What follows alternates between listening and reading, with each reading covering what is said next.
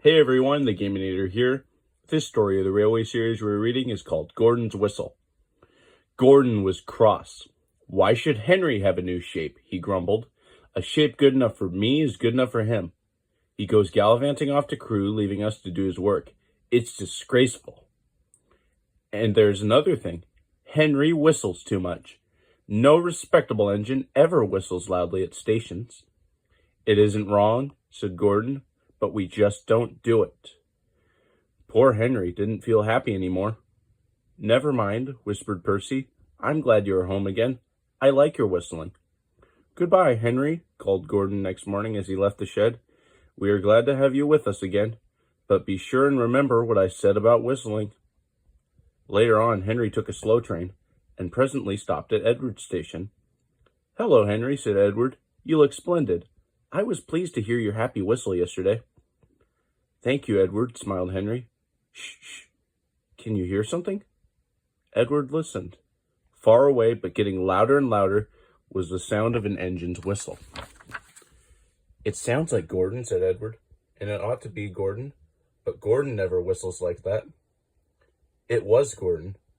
He came rushing down the hill at a tremendous rate. He didn't look at Henry, and he didn't look at Edward. He was purple in the boiler and whistling fit to burst.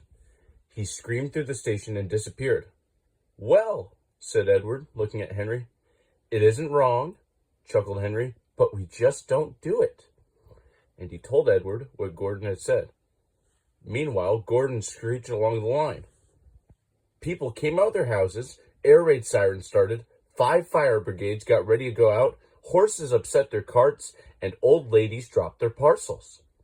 At a big station, the noise was awful. Porters and passengers held their ears. The fat controller held his ears too. He gave a lot of orders, but no one could hear them, and Gordon went on whistling. At last, he clambered into Gordon's cab. Take him away, he bellowed, and stop that noise. Still whistling, Gordon puffed sadly away.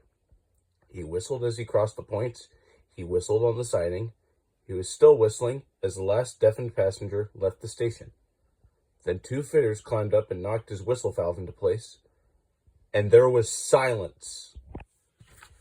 Gordon slunk into the shed. He was glad it was empty.